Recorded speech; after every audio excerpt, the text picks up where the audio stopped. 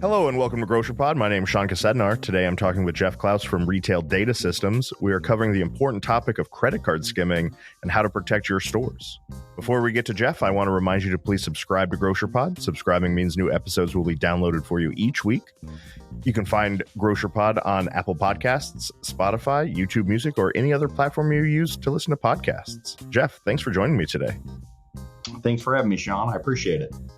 So I've heard of credit card skimming, but I'm used to hearing about it at gas station pumps. I didn't know that it had come to self-checkout at grocery stores. Can you give everyone a little history of this scam and how it works? Sure. So I've been with RDS for 26 years. Started years and years and years ago. And within the last 5 to 10 years, we've heard of skimmers just like you're talking about. Gas pumps, ATMs, right? You hear about this stuff. You read it on Facebook. You read it in the newspaper. But we had never really seen them in the supermarket environment. Within the past 6 months, we get multiple calls every single week.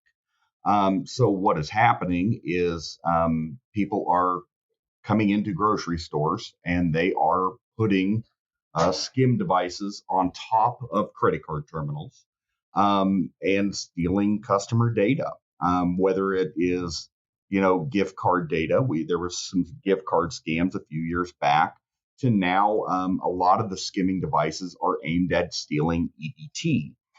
So it's not just bad enough that these folks are stealing money, but they are stealing money from the poorest people in our society. And so what should AWG member retailers be doing to protect themselves and their customers? And that's a great question.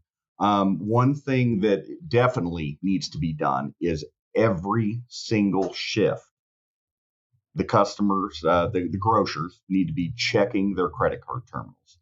These skim devices can be installed in 10 seconds.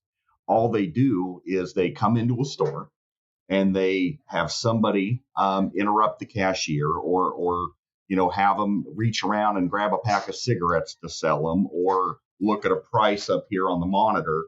And somebody else literally just takes that skim device, puts it right over the top of the credit card terminal, and it's done. So if you think you can check it occasionally, right, look at your devices once in a while, it's not enough. They need to be checking every shift, if not more often than that. Now, there are ways around it. We've seen people do hologram stickers to help the cashiers have a visual. But what we're seeing is that is not enough. So currently, there are manufacturers who manufacture little devices that look something like that fit over the top of credit card terminals, so the skim devices can't fit on top. So what we're telling the customers that we service and support is those devices should be mandatory. They're not very expensive. You can get pricing from your point of sale provider. You can get it from the internet, whatever. But those devices are necessary to help protect your customers. What do they need to be checking for? Like how easy is it to tell if a skimmer has been installed? So I like to bring this credit card terminal to food shows. I brought it to the AWG show in Oklahoma City, brought it to Kansas City. This terminal has a skimmer on it. Oh, wow. And for those of you listening, he's holding up a credit card terminal and it looks totally normal. Like I can't tell. Yeah. So there are many different types of skimmers, but the ones we're currently seeing in the marketplace, we started seeing them down in the Dallas, Texas area, moved up through Tulsa. Now we're seeing them at small independents, right? We're talking in towns of 800 people. We're finding these devices. So typically without a visual, so for all of you listening, it's very difficult to understand what I'm explaining, but there is a small seam right on the bottom of the display on this specific type of skimmer. Okay. Now, there are multiple types of skimmers. So typically when a customer finds something and calls me, I have them take photographs. Take it off, take photographs. So that way it educates us to help us educate more AWG members on what to look for. So on this specific terminal, there is a little crease. It's just a little tiny crease, and it is very hard to see, but literally I can put my fingernails under it, pop it off. There it is. Oh, wow. That just fits right over the other one. Literally this fast. Wow. So in less than a second, I could have had that skimmer on at any store. I mean, it's that fast. So what we tell everybody is look for seams, look for oddities in the device, right? But they're very, very difficult to just eyeball. So, when we're out and about, my employees, my cohorts, throughout the United States, when we are out at stores, we like to do courtesy just checks. We walk by and we try to stick our fingernails under them and we try to look for these devices. But, this device is a Bluetooth device. Mm-hmm. So if somebody installs this skimmer at your store, they literally do not have to come back and pick it up. They can park in your parking lot, read it from their phone. It's a very scary thing. My mom isn't going to find one, right? Yeah. I know what I'm looking for. My kids aren't going to find one. So it's a very scary thing, which is why it's very important for stores to look and to keep their eyes open. So other than trying to be vigilant and checking the devices throughout the day, is there anything else that stores can do? Like, is having tap to pay, is that more safe, less safe? Like, are some of these other technologies helping? No matter how smart my company is, my employees are, no matter how smart the people who write the software are, somebody's always going to find a way to beat the system. Keep your systems current. Don't wait 10 years to upgrade your credit card terminals. Don't wait 5 years. Updated devices, updated software. Those are things that can be done to help keep yourself ahead of the curve, right? Very important. Utilize chip cards. Chip cards are more safe than not, right? Is there a way that those will be cracked? Sure. Eventually, everything gets cracked, right? Tap to pay. We've seen some fraud with tap to pay. There's been some bulletins on that if you're using an older style of tap to pay instead of a newer style of tap to pay. There's different iterations of that software. Some of the old pen pads can handle it. Some of them can't, right? So ultimately, you just have to be vigilant and keep your eyes open for the physical devices. Encourage chips, and do not, do your best to not accept manual card entry. Manual card entry is another big source of fraud. We all know that you sometimes take manual entries for those call-in deli orders, or somebody's calling in to buy their grandma a gift card. It happens all the time. But when people abuse the manual entry system, there's a lot of fraud that comes with that as well. Yeah, that makes a lot of sense to me. Just off the top of your head, let's say I'm a medium-sized store.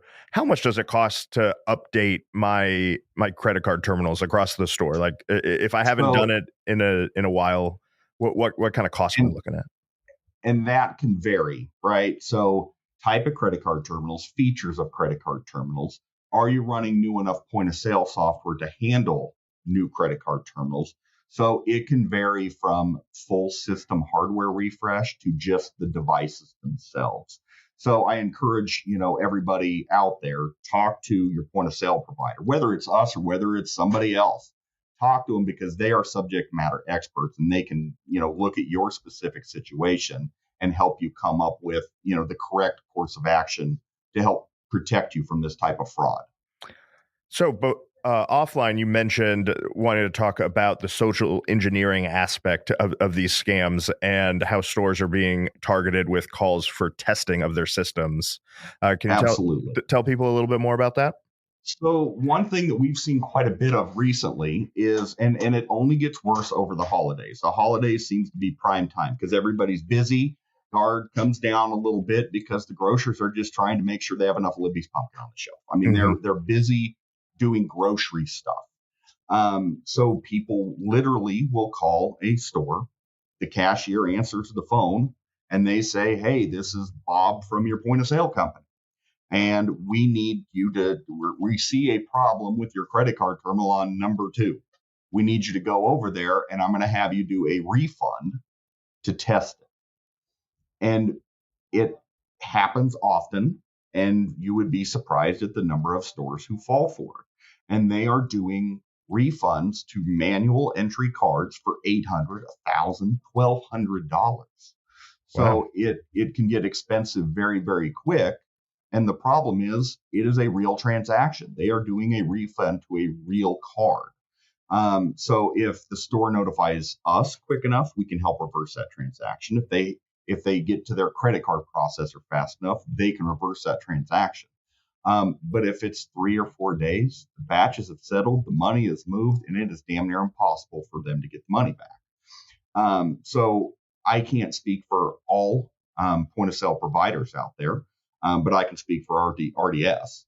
My employees in my company will never call and ask you to do refunds. We just won't do it. And if you have something that is remotely questionable, don't do it. Your account manager. Chances are the employees of the company you work with. Call one of them. Don't just do something because somebody tells you to do it. Ask questions. So what advice do you have for a retailer if they find out that they're a victim of this fraud? So the very first thing they need to do is call the police, right? Sometimes when people find these devices, they think, oh no, my name's going to get out there because I have a device. Well, honesty is the best policy, right? You didn't know somebody stuck a skimmer on your credit card terminal. You need to open a report with the police. That's the first thing we tell everybody. And then it never hurts to reach out to guys like us.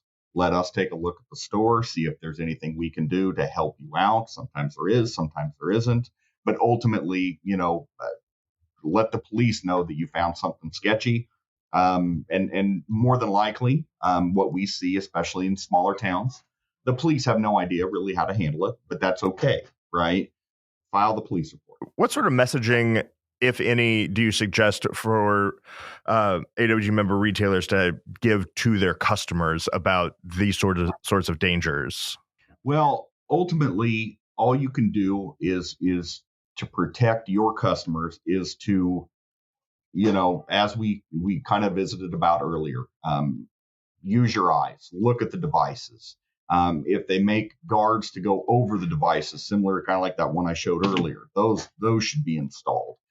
Layered security, right? Security cameras pointing at the front of the store, pointing at the check stands. Those are all good security measures that should be in place, regardless if the store is this big or this big. Just proper security. But as far as educating customers go, you're going to have customers that will stick their credit card in any machine or swipe it on any terminal, just assuming they're going to be safe. So my suggestion to the AWG members is do your best to take care of your customers, because more than likely they're probably not trying to take care of themselves. They rely on you to have a safe and secure environment. I think that's great advice, Jeff. I appreciate you joining me. Hopefully I can have you back and we can talk about a more uplifting topic rather than credit card fraud. Yeah, always happy to visit with you guys, and we appreciate what you do. So thank you very much, Sean. And thank you all for listening. Please remember to like and subscribe to Grocer Pod. That way you can stay up to date on all the latest things going on around AWG. And until next week, this has been Sean Kosednar with Grocer Pod.